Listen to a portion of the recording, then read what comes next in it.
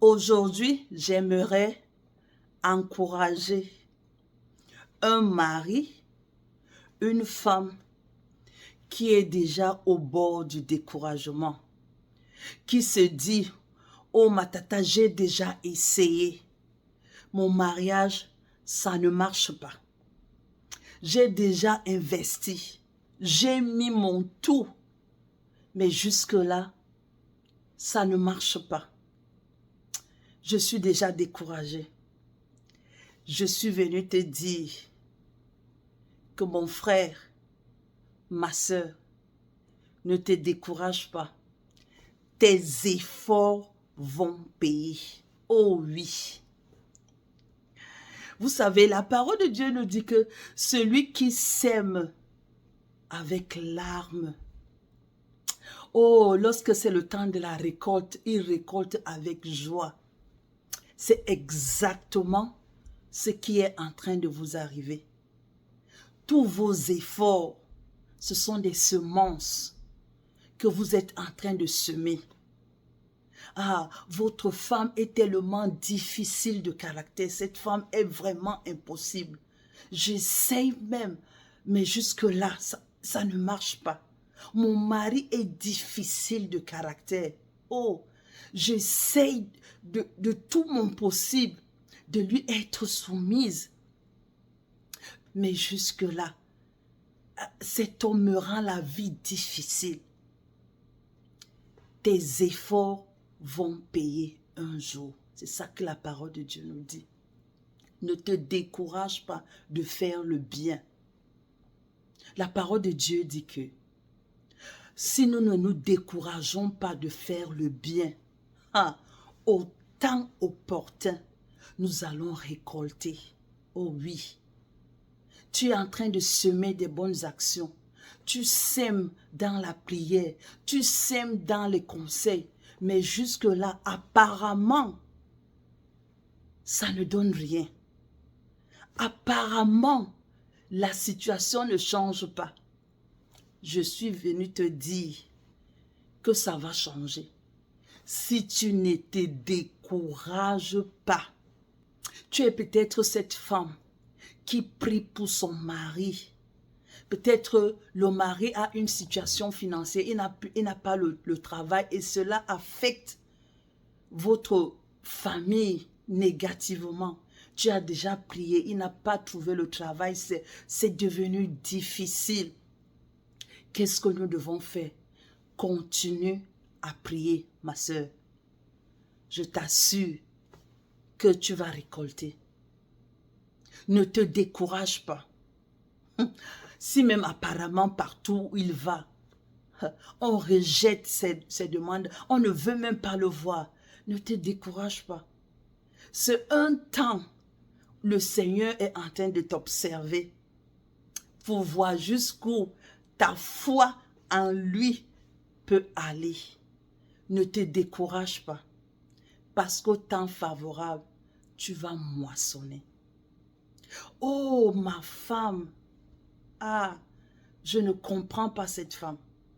Elle est tellement paresseuse spirituellement, elle ne prie pas, c'est comme si elle n'aime même plus le Seigneur.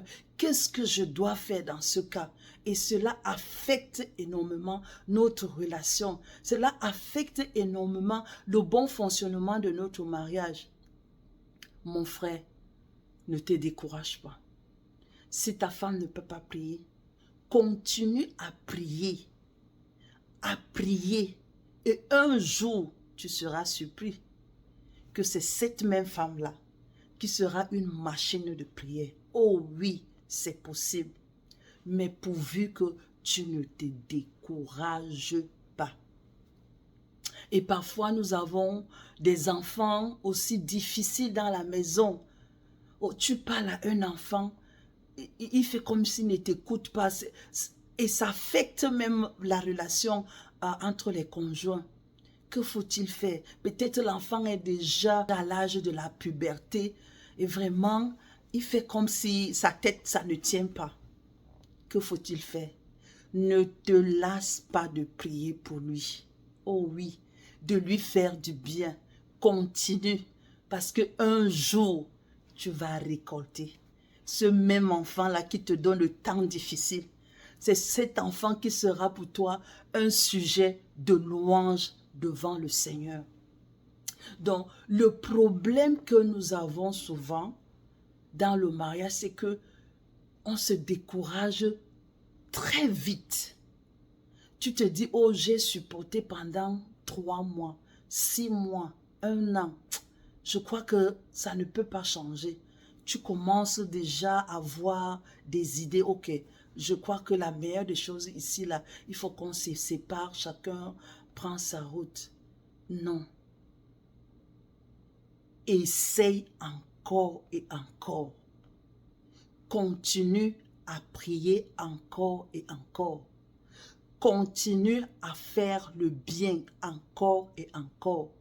Je t'assure qu'un jour, tu seras surpris du résultat. Prenons l'exemple des cultivateurs. Il y a des semences qui germent après peut-être juste 2 ou 3 jours, comme par exemple les arachides. Dès que vous mettez les arachides à terre, quelques jours, vous voyez, la semence commence à germer. Il y a des semences qui prennent des mois. Oh oui, ça prend du temps. Mais un cultivateur ne se décourage pas. Parce qu'il sait que, quel que soit le cas, je sais que j'ai bien semé, c'est une très bonne semence. Ça va germer, ça va grandir. Et même si ça prend du temps, je vais récolter. Ayons ce cœur des cultivateurs. La patience est un atout majeur pour la réussite du mariage. Je vous assure, si vous n'êtes pas patient, vous n'allez pas récolter les fruits à maturité. Nous avons vu la parole de Dieu dire qu'on sème avec larmes. Oui, ce n'est pas facile de supporter certains caprices de votre mari, de supporter certains caprices de votre femme. Ce n'est pas facile. Ça brise le cœur, vos émotions, ça bouleverse votre être. Ce n'est pas facile. Mais si vous vous tenez là, vous dites que j'ai décidé de faire du bien, s'aimer continuellement la bonne semence, je vais continuer à s'aimer. Et un jour, le Seigneur va faire germer. Et ce sera un sujet de témoignage, un sujet d'encouragement. Oui, peut-être dans votre foyer également, vous avez déjà attendu l'enfant. Oh, ma tata, vraiment, je ne sais même plus quoi faire. On n'a pas fait cette affaire d'enfant. Ne te décourage pas. Moi, j'ai fait 17 années. Oh oui. Mais un jour, le Seigneur s'est souvenu de moi. Et je suis venu te dire que un jour, le Seigneur se souviendra de toi. Et ça sera un témoignage pour la gloire de Dieu. Mais si tu te décourages, je t'assure que tu vas rater la bénédiction qui t'attend. Le plus souvent, derrière nos combats se cache une grande bénédiction. Je vous assure, le plus souvent, le Seigneur te fait passer par des situations difficiles. Oh oui, parfois tu ne comprends même pas. Qu'est-ce qui ne va pas dans cette maison? C'est juste une saison de votre vie. C'est difficile. Mais si tu tiens ferme, continue à faire le bien, continue à prier, je t'assure que derrière cette situation-là, il y a une très grande bénédiction du Seigneur qui vous attend. Ça va vous éblouir, vous-même vous serez surpris. Mais si vous vous découragez, si par exemple le Seigneur avait décidé que c'est après 5 ans que cette bénédiction va arriver, et à la 4e année, vous vous découragez, vous allez tout perdre. Et le plus souvent, c'est ça qui nous arrive. Nous persévérons, nous passons assez de temps. Mais lorsque nous sommes déjà presque à la phase d'entrer dans notre bénédiction, oh, le diable t'arrête là par le découragement. Il te dit que tu perds ton temps. Tu ne vois pas que tu as déjà trop prié. Tu ne vois pas que tu as déjà trop jeûné. Ah, tu as même demandé de l'aide, le conseil et tout. Ça n'a pas marché. Qu'est-ce que tu t'attends? Ça ne marchera jamais. Oh non, je suis venu te dire que tu as un micron de ta bénédiction si tu ne te décourages pas. Ce mariage-là, qui paraît maintenant, qui est devenu un sujet de moquerie pour les gens. Oh, tout le monde parle. Hey, le mari de la sœur là est comme ça. Tu connais son mari. Tout le monde en parle. Je t'assure qu'un jour, ces mêmes gens qui se moquent de toi là, seront là pour t'applaudir quand ta bénédiction va arriver. Et surtout, si tu ne te décourages pas.